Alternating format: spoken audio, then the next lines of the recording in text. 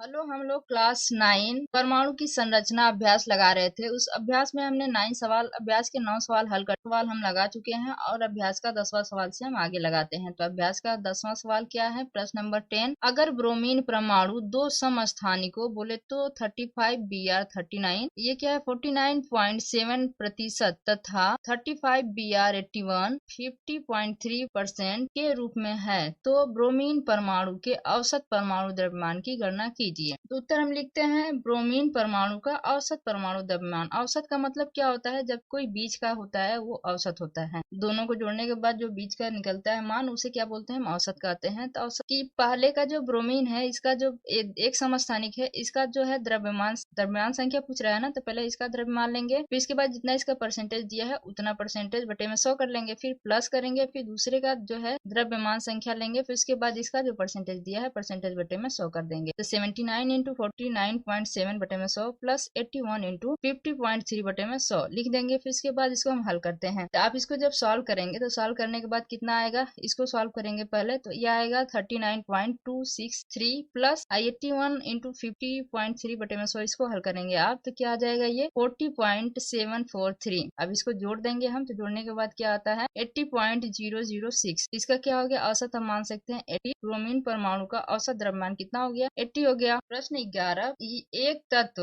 बोले तो x, हम कोई तत्व है मान लेते हैं x है, तो एक तत्व x का परमाणु द्रव्यमान 16.2 U है, तो इसके किसी एक नमूने में समस्थानिक 8x16, 8x16 और 8x18 का प्रतिशत क्या होगा? देखिए यही सवाल है। इसमें क्या दे दिया है? ये परमाणु द्रव्यमान भी दे दिया है, बोले तो ये भी दे दिया है परमाणु द्रव्यमान। तो ये जो सेम है इसी फार्मूले पे अभी हम इसको लगाते हैं। तो इसी फार्मूले पे अगर लगाते हैं तो इसका उत्तर क्या होगा कि माना सैंपल में जो ये दिया है 8x16 की प्रतिशतता क्या मान लेते हैं? y है। और उसी तरह जो है दूसरा दिया है 8x18 की प्रतिशतता कितना है? 100 माइनस y। औसत परमाणु द्रव्यमान तो यही दिया है, औसत परमाणु द्रव्यमान। तो औसत परमाणु द्रव्यमान की जगह पे इसका मान दिया है 16.2, तो इसका हो जाएगा ये 16.2। और फिर इसके बाद वही फार्मूला लगाते हैं कि इसका द्रव्यमान संख्या लिखते हैं पहले का, तो द्रव्यमान संख्या कितना हुआ? 16 इंटू, और फिर इसके बाद इसकी प्रतिशतता कितनी है? माना हमने y है तो y बटे में 100, तो हम इसको लिख सकते हैं 16 इंटू y बटे में 100। उसी तरह प्लस, फिर इसके बाद ये प्लस का निशान है, ये लिखते हैं प्लस। तो इसके बाद दूसरे का है जो समस्थानिक है, इसका परमाणु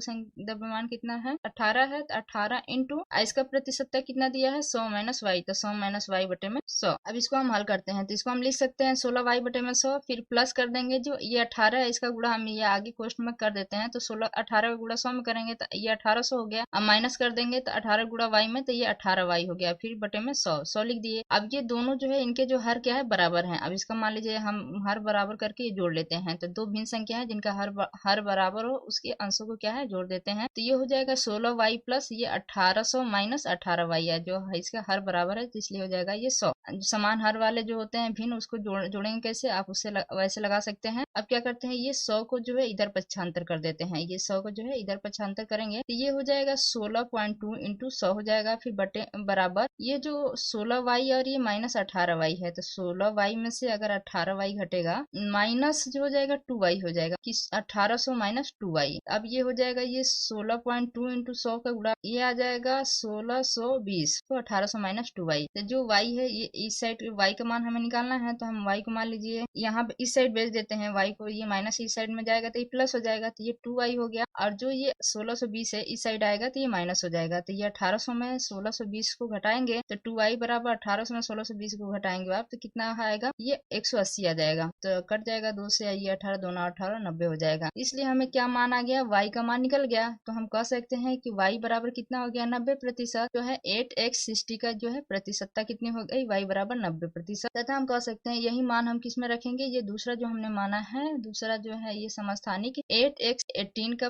प्रतिशतता बराबर कितनी हुई? 100 माइनस वाई, तो 100 माइनस कितना कर देंगे? 90 कर देंगे। तो वही दिया है कि 100 माइनस वाई बराबर 100 माइनस 90 करने पर कितना आया? 10, तथा 8x18 की प्रतिशतता कितनी हुई? 10% होती है। प्रश्न नंबर 12, यदि तत्व का जेड बोले तो ये क्या होता है? ये परमाणु संख्या होती है या परमाणु क्रमांक बोलते हैं, जिसे जेड से हम प्रदर्शित करते हैं। ये जेड बराबर क्या है? 3 हो तो तत्व की संयोजकता क्या होगी? तत्व का नाम भी लिखिए। तो हम आंसर लिखते हैं कि जेड बोले तो परमाणु क्रमांक या परमाणु संख्या बराबर 3 वाले तत्व का इलेक्ट्रॉनिक विन्यास कितना होगा 2 and 1। अर्थात अस्थायी विन्यास प्राप्त करने के लिए हम अपने वाहतम कोश में स्थित एक इलेक्ट्रॉन को त्याग सकते हैं। तो ये क्या कर सकता है, के कोश इसका कंप्लीट है, इसलिए ये एक इलेक्ट्रॉन अपना त्याग देगा तो क्या हो जाएगा, इसका के कोश पूर्ण हो जाएगा। तो इसकी संयोजकता कितनी होगी, 1 होगी। तो हम कह सकते हैं कि बाहरी कक्ष मतलब ये वाह्य कक्ष में जितने इलेक्ट्रॉन होते हैं, कोश इसका बाहरी कक्षा में कितने इलेक्ट्रॉन है, 1 इलेक्ट्रॉन है, इसलिए इसकी संयोजकता कितनी हुई, 1 हुई। तत्व का नाम क्या होगा, ये लिथियम होगा। हम प्रश्न नंबर 13, 2 परमाणु स्पीशीज के केंद्रकों का संगठन नीचे दिया गया है।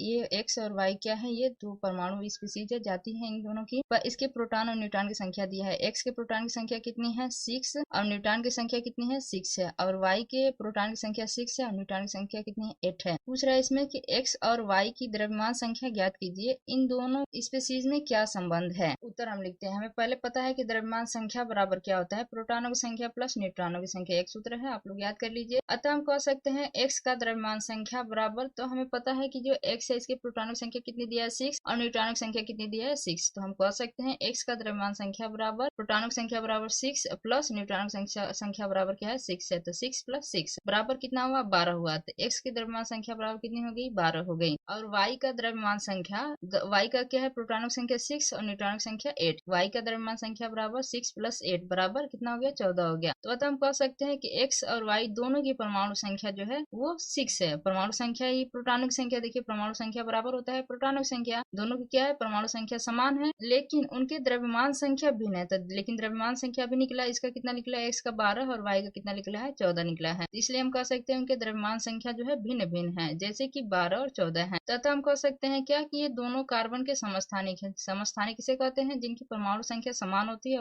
और जिनकी द्रव्यमान संख्या भिन्न होती है, उसे हम क्या बोलते हैं, समस्थानिक बोलते हैं। अतः हम कह सकते हैं ये कार्बन के समस्थानिक है। कार्बन इसलिए हम कह सकते हैं कि इसका जो है परमाणु संख्या कितनी है, 6 है। कार्बन का परमाणु संख्या कितना होता है, 6 होता है। इसलिए हम कह सकते हैं कि जो है ये कार्बन के समस्थानिक है, 6C12 और 6C14।